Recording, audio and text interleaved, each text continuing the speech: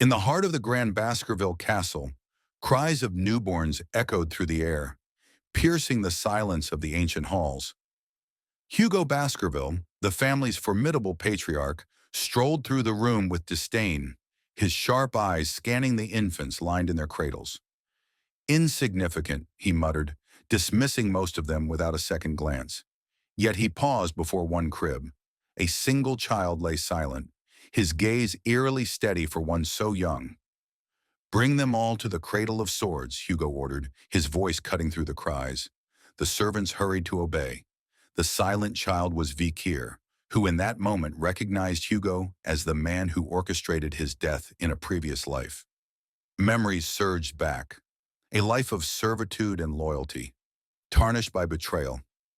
Once a hound of the Baskerville family, Vikir was born of an illegitimate line and trained in the shadows, where loyalty meant enduring brutal trials and executing deadly missions. He had lived and died like a tool, discarded when he knew too much. But fate had granted him a second chance.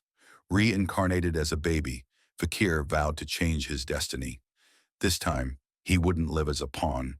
He would exact revenge, tearing down the family that had used and abandoned him. For now, his infant body limited him, but he clenched his tiny fists with determination. Knowing the Cradle of Swords presented his first opportunity to grow stronger.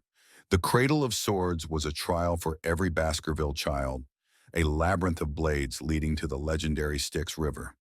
This river tested the limits of the children, transforming their bodies into iron while assessing their potential.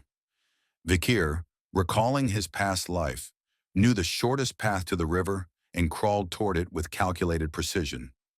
Reaching the river first, Vikir plunged in, his small frame submerged in its icy waters. Pain seared through him as the water seeped into his wounds, yet he gritted his teeth and endured. The power of the river began to flow through him, reshaping his fragile body into something stronger.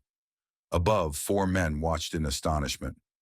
"He'll die if he stays any longer," one servant cried. Hugo, standing beside them, laughed coldly. "Let him.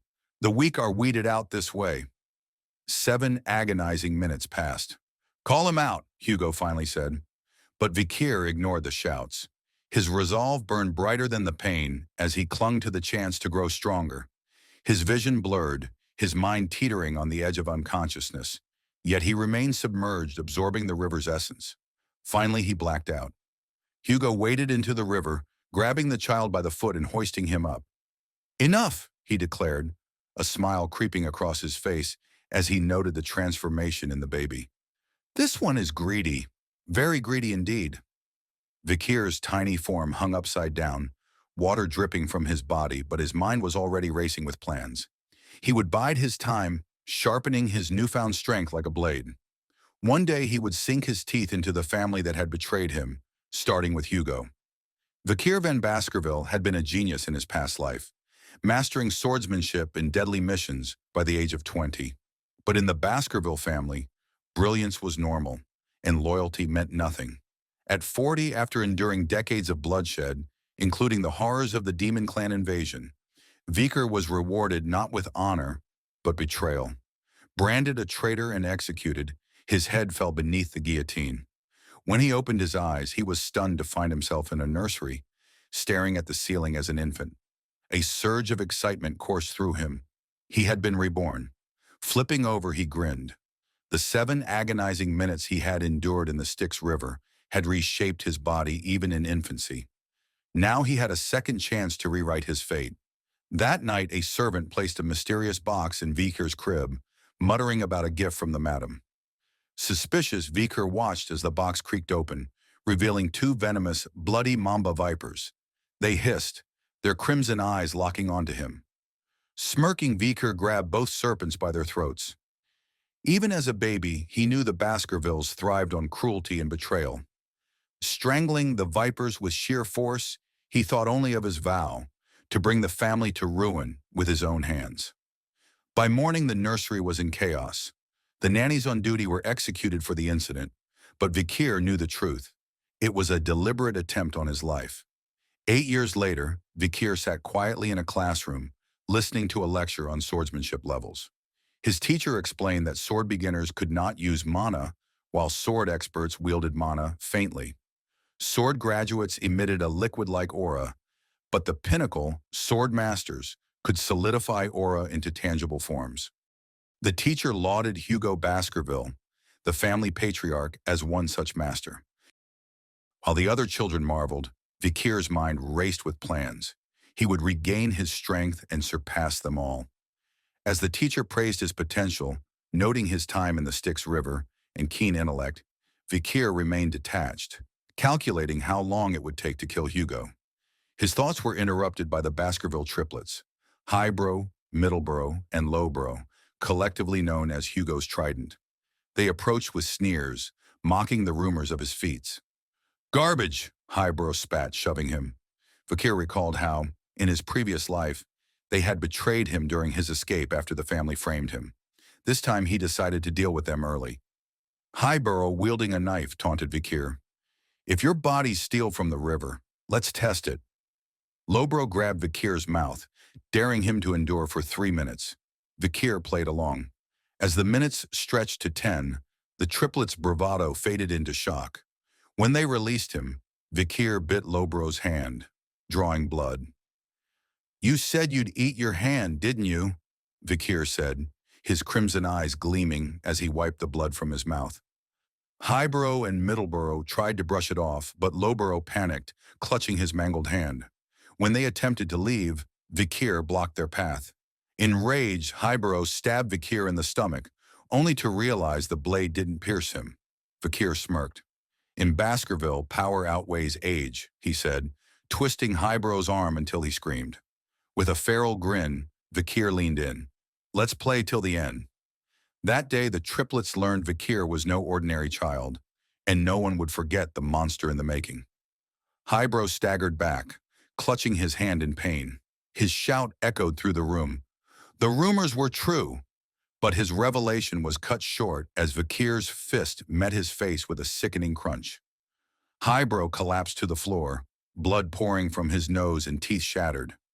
Middleborough and Lowbrow froze, their shock mirrored in wide, terrified eyes. Middleborough lunged forward, a desperate attempt to fight back. Vikir barely acknowledged the attack, effortlessly kicking him aside. He hit the wall with a groan, crumpling to the floor. Lowbrow stumbled backward, his legs giving way beneath him. He stared up at Vikir in disbelief, his trembling hands betraying his fear. "Don't be afraid," Vikir said, his voice calm yet chilling. "You'll heal with time. But," he added, picking up a gleaming knife from the floor, "you won't be leaving this room. Learn to live with the discomfort of your own weakness." He tossed the knife toward the triplets, its blade flashing as it landed between them. "One of you can leave," Vikir said, a smirk playing on his lips. "Decide among yourselves." Lowbrow, wide-eyed, managed to stammer, "Which one of us?" Vikir's red eyes gleamed as he turned to leave. "Decide quickly," he said over his shoulder, his grin widening. "At least one of you should live." The door closed with a finality that echoed in the room. Vikir paused just outside, listening. The sounds of shouting and scuffling filled the air. His grin deepened. The infamous Trident of Baskerville was tearing itself apart. Barrymore approached Hugo in the fortress's grand hall. "Another bloody incident involving the Morgue clan," Barrymore reported. "They're claiming the Ruby Mines as their own." Hugo, the patriarch of the Baskerville family, sighed. "There will be an opportunity to address it in due time." "What else?" Barrymore's expression grew grim. The triplets, Highbrow, Middleborough, and Lowbrow, had a fight. Vikir was involved. Highbrow's teeth are broken, Middleborough's jaw is smashed, and Lowbrow lost a finger. Physically, they've healed, but their bond is shattered. Hugo's eyebrows shot up. "The triplets?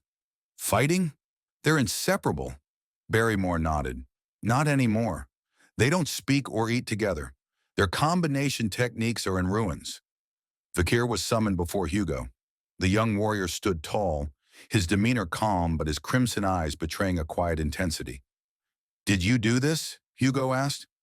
Vikir inclined his head slightly. "They received the proper treatment. Their injuries are no longer an issue." "Their injuries?" Hugo's voice rose.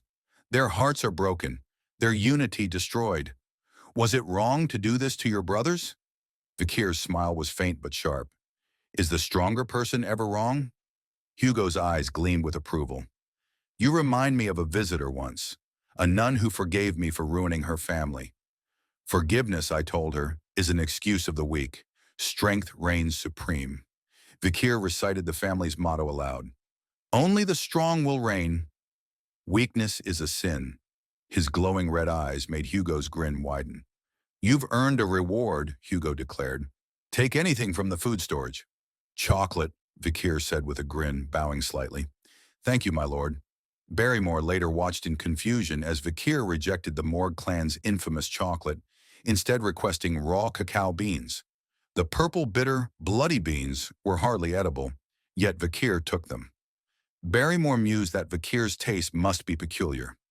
Days later, Vikir stood atop a mountain, the wind whipping his dark hair. In his hands, the bitter beans rested. He grinned, his red eyes gleaming with anticipation. A catastrophe was brewing, one the clan had never seen before. The Baskerville children were forged in hardship, their upbringing brutal and relentless. Taking their first steps meant sprinting up a steep mountain. Sleep was earned only alongside the corpse of a slain monster. By the age of 8, they were molded into killers, and their ultimate trial awaited, the practical evaluation. A survival exam where failure meant disgrace and death earned no points. Set at the far reaches of the Baskerville mountain range, the evaluation demanded survival for 1 month. Points were awarded based on performance. Surviving was worth 10 points, doing so unscathed earned 30, betrayal of others added 50, defeating a monster granted 70, and fulfilling all conditions gave 90. Stealing from peers was allowed, but 100 points were a myth. Death, of course, meant 0. Pavlov, their steely-eyed instructor, addressed them. Arrogance kills a swordsman. Do not stray beyond the designated area. The mountain holds dangers even we do not understand. As his words hung in the air, the bell tolled. The young masters scattered, each with their plan. Rumors swirled about Vikir, the silent prodigy. The triplets, wary of him, avoided his gaze. Vikir simply smiled, a predator sizing up the battlefield. As others clashed, he veered off, heading for a massive tree. A shadow dog silently observed him, its glowing eyes puzzled. While the others fought and hunted, Vikir gathered wood and dug into the soft earth, constructing sharpened stakes and traps. He seemed content to prepare, his calm demeanor baffling the shadow dog, which eventually left, dismissing him as passive. Vikir, however, was far from idle. Surrounding himself with pits of spears, he reflected on past lessons and prepared for the hunt. Days later, he ventured into the restricted zone, a forbidden place that terrified even the strongest. There he caught the faint, acrid scent of burning. Kneeling by a pile of smoldering excrement, his lips curled into a grin. "You're here!" The ground shook. A guttural growl erupted as a hellhound emerged, its body ablaze with hellfire, embers spilling from its snarling jaws. Vikir stood unmoving, his eyes gleaming. "Perfect," he murmured, his trap ready. The hunt had begun. At 18 in his previous life, Vikir had barely managed to defeat a hellhound. Now at 8, it seemed impossible, but his past life had gifted him knowledge and a plan. The hellhound snarled, its body blazing with hellfire. Vikir dashed toward it, exploiting its weakness. A hellhound could only move in straight lines, making it easy to dodge but hard for it to adjust course. The beast lunged, but Vikir sidestepped effortlessly. Stunned, the hellhound hesitated, and Vikir seized the moment, uncapping a bottle and spraying water across the ground.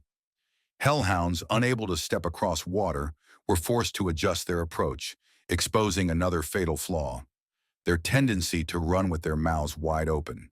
As the hellhound charged, Vikir flicked something small into its open mouth and dodged its strike. The beast circled, its movements growing sluggish. It stumbled, whimpering, then collapsed. Vikir revealed the secret: a bloody bean.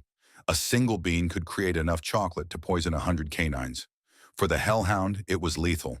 The beast lay on the ground, unable to move. Vikir approached, his sword gleaming as he aimed for the gap between its ribs.